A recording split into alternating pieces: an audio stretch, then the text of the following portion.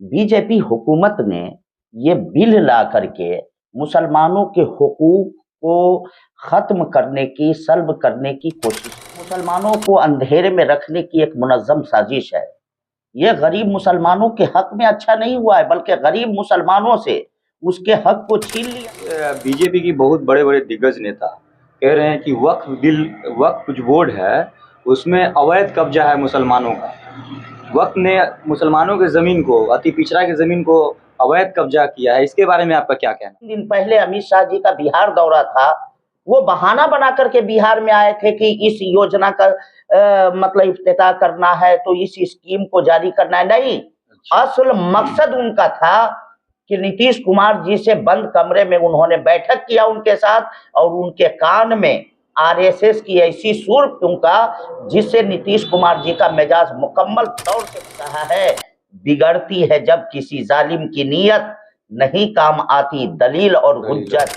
देखना शुरू कर चुके हैं बिहार वार्ता, और हमारी मौजूदगी अभी परिहार विधानसभा क्षेत्र में है और हमारे साथ हैं मौलाना अलाउद्दीन रिजवी, जो परिचय के मोहताज नहीं हैं। आज इनसे हम वक्फ बिल के रिगार्डिंग बात करेंगे कि आखिर वक्फ बिल पे इतना हंगामा क्यों है, वक्फ बिल क्या है। तो मौलाना, आपका हमारे चैनल में स्वागत है। हाँ, मैं बिहार वार्ता का शुक्रगुजार हूँ कि आप हरकत में आते हुए ये जो अभी सबसे बड़ा उठा हुआ मुद्दा है, इस मुद्दा को लेकर आप मेरे पास आए। क्या कहना है आपका? सवाल करें। सवाल यही है कि आज जो वक्फ बिल लोकसभा में पास हुआ है, जी, जिसके लिए सियासती हंगामा मचा हुआ है, उसके बारे में आपका क्या कहना है? ये असल में वक्फ तरमीमी बिल जो है, ये मुसलमानों के हुकूक हैं। मुसलमान कौम के लिए स्पेशल लाखों लाख एकड़ ज़मीन लोगों ने वक्फ किया था ताकि गरीब मुसलमान उससे फ़ायदा उठा सके। जिसके पास मकान नहीं है, रहने की जगह नहीं है, वो सस्ते किराए के ज़रिए एकदम सस्ते रेंट पर जो है उस पर रहे। और जहाँ मुसलमानों के लिए तालीमी जगह नहीं है, वहाँ अगर वक्फ की ज़मीन है तो उस पे मदरसा बना करके मुसलमानों के बच्चों को तालीम। बीजेपी हुकूमत ने ये बिल ला कर मुसलमानों के हुकूक को ख़त्म करने की, सल्ब करने की कोशिश किया है। लेकिन बीजेपी तो कह रही है कि गरीब मुसलमानों के हित में ये वक्फ बिल है, और आप कह रहे हैं कि हुकूक को ख़त्म किया जा रहा है। जी, आपने बहुत सही सवाल किया है। ये कई रोज से मुतवातिर बीजेपी के बड़े-बड़े नेता राजनाथ सिंह, फिर उसके बाद जो है क्या हुआ कि नड्डा साहब और अभी ललन सिंह का भी, अमित शाह जी, ललन सिंह, ये सब लोग जो है दावा कर रहे हैं कि ये गरीब मुसलमानों के हक में बहुत अच्छा हुआ है। नहीं, मुसलमानों को अंधेरे में रखने की एक मुनज़्ज़म साजिश है।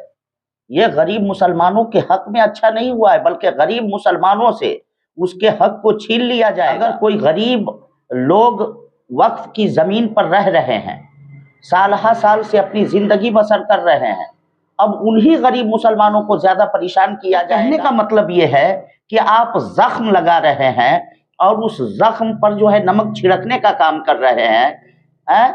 आप गरीब मुसलमानों को उसके हक से दूर कर रहे हैं, उसके हक को छीन रहे हैं, और आप कह रहे गरीब मुसलमानों के हक में ये बहुत। नीतीश कुमार जी ने और इनके पार्टी के लोगों ने लगातार 10-15 रोज से मुसलमान कौम ने तड़प तड़प कर, बिलक बिलक कर इन लोगों से अपील किया था कि सर, आपका चेहरा सेकुलर मिजाज वाला है, आपकी सेकुलर मिजाज वाली छवि है, आपने हमेशा मुसलमानों के हक के लिए काम किया है। सर, अगर आप अपना बहुमत वापस ले लेते हैं, अगर आप अपना बहुमत नहीं देते हैं, तो ये बिल कभी भी पास नहीं होगा। 3 दिन पहले अमित शाह जी का बिहार दौरा था।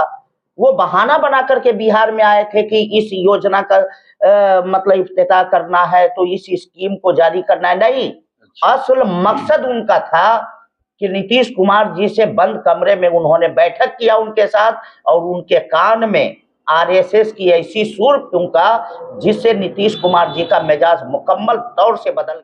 लोग पूछते रहे, सवाल पर सवाल करते रहे, यहाँ तक कि हमारे मुस्लिम तंजीमों ने उनको बुला बुला करके बड़ी बड़ी ऊंची ऊंची टोपी भी पहनाया, उनको खुश करने की कोशिश किया। लेकिन कहा है बिगड़ती है जब किसी जालिम की नीयत, नहीं काम आती दलील और हुज्जत। मैं पूरे दावे के साथ कहता हूं कि नीतीश कुमार जी ने और चंद्रबाबू नायडू ने मुसलमानों के आंखों में धूल झोंकने का काम किया। ने अपने दावत इफ्तार में क्या कहा था, अच्छी तरीके से हमारे नाजरीन को याद होगा कि उन्होंने बाज़ाब्ता ऊंची ऊंची टोपी पहनकर हमारे अफ्तार पार्टी में उन्होंने अपने इलाके के मुसलमानों को यकीन दहानी कराया था कि वक्फ के मामले में मुसलमानों की हक तलफी नहीं की जाएगी। बीजेपी की बहुत बड़े बड़े दिग्गज नेता कह रहे हैं कि वक्फ जो बोर्ड है उसमें अवैध कब्जा है मुसलमानों का। वक्फ ने मुसलमानों के ज़मीन को, अति पिछड़ा की ज़मीन को अवैध कब्जा किया है। इसके बारे में आपका क्या कहना है? तो असल में उसकी साजिश है, यही उसकी साजिश है। कोई अवैध कब्जा नहीं है, कोई नाजायज कब्जा नहीं है, बल्कि मुसलमानों ने अपनी अपनी प्रॉपर्टी को वक्फ किया था, उसमें दिया था। जो बड़े बड़े जमींदार मुसलमान लोग थे, जो बड़े बड़े रईस लोग थे हिंदुस्तान के अंदर, उन लोगों ने बाज़ाब्ता अपनी जमीनों जायदाद को वक्फ किया था, वक्फ बोर्ड को, ताकि उससे गरीब मुसलमान फायदे। अभी विधानसभा चुनाव होने वाला है 2025 बिहार में, तो नीतीश कुमार का यहाँ मुस्लिम में तो हर बार वोट जाता है, शायद आप लोग भी उनको सपोर्ट करते होंगे।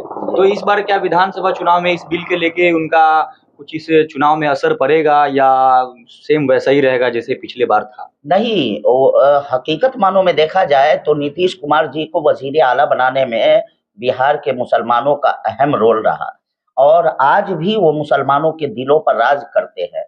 लेकिन ये बिल जो है उनकी मुस्लिम छवि को, इस्लामी छवि को, जो इस्लाम और मुसलमानों के बीच उनकी इज्जत थी, उसको धूमिल करने का काम। 2025 विधानसभा चुनाव में यकीनन नीतीश कुमार जी को, हमारे वजीर आला को इसका खामियाजा भुगतना। विधानसभा क्षेत्र से आते हैं, आपका नाम बड़े बड़े हर प्रोग्राम में लिया जाता है। अलाउद्दीन रिजवी साहब को कौन नहीं जानता है, आप प्रवक्ता भी हैं मुस्लिम समुदाय के लिए।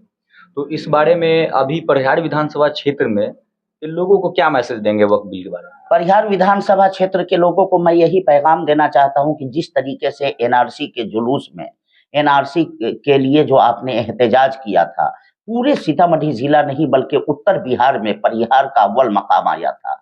आपने अपनी बेदारी का सबूत पेश किया था। इसी तरीके से मैं मिल्ली तंजीमों के उलमा को, मदारिस इस्लामिया के उलमा को और जो मुतहरिक और फ़ाल हमारे उलमा हैं, उन लोगों की बारगाह में अपील करना चाहता हूं कि आप अपने अपने हलके में उलमा को जमा करके मीटिंग करें और अपना अपना एहतजाज print media, electronic media, social media पर अपना अपना एहतजाज। खास चेहरा सब है, जैसे आरजेडी का, कांग्रेस पार्टी का, जो खास चेहरा सब है, जिन लोगों ने इस बिल की मुखालफत किया है, उन लीडरों को भी आप पकड़े, उनको मैदान में लाएं और उनसे भी बयान दिलवाए, आप उनका साथ दें। इस तरीके से हमको मुल्क गिर सतह पर इसके खिलाफ एहतजाज करना है।